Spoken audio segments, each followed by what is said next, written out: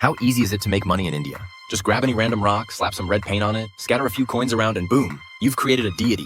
Before you know it, people line up to donate and pray, some even kneeling in worship. Within 10 minutes, those coins multiply tenfold. Seems like a business opportunity too good to pass up, right? The truth is, using religion to scam people out of their money is nothing new in India. Even an alien fell victim to this very scheme. His name was PK, and he came to Earth last year on a research mission. The moment he landed, he got robbed. An old man spotted the pendant around PK's neck, figured it was valuable, snatched it without hesitation, and hopped on a train to make his getaway. This was a huge problem because that pendant was actually the remote control for his spaceship. Without it, PK was stranded on Earth. Since it was his first time on this planet and he knew absolutely nothing, PK started observing his surroundings. He noticed everyone wore clothes, so he grabbed a couple of outfits from a car, thinking that would help him blend in. But he couldn't figure out why everyone kept laughing at him.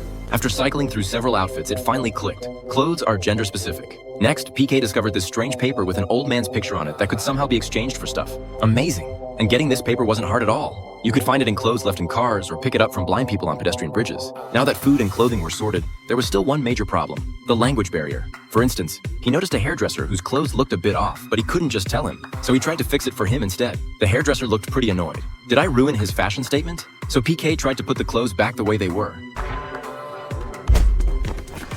But the hairdresser was still upset, so PK bolted. At an intersection, he got hit by a car. Luckily, the driver was a decent guy who not only took him to a clinic, but also let him crash at his place. On the way back, PK kept staring at the driver, then suddenly grabbed his hand. The driver nearly jumped out of his skin, quickly whipped out his license and blurted, "Gender, male. Preference, female." What he didn't realize was that PK grabbed his hand to acquire language skills. On PK's planet, they have this special ability. Just by holding someone's hand, they can copy all of that person's skills. Later, PK spotted a newlywed couple holding hands and immediately tried to join in. The groom pulled out a knife and chased him for 2 miles before the driver finally showed up to rescue him. Seeing how desperately PK wanted human contact, the driver decided to help him out. He pulled out his wallet and took PK to a place where holding hands was totally acceptable. There, all the women were forward and eager, and PK finally got what he was looking for. He held a woman's hand and downloaded the language pack all night long. When the download was complete, he opened his mouth and could actually speak fluently. PK quickly woke up the driver and told him his true identity, then took him to the spot where the remote had been stolen. Based on the train's direction, the driver figured the thief probably took the remote to Delhi to sell it. So PK said goodbye to the driver and hopped on a train to Delhi. As soon as he arrived,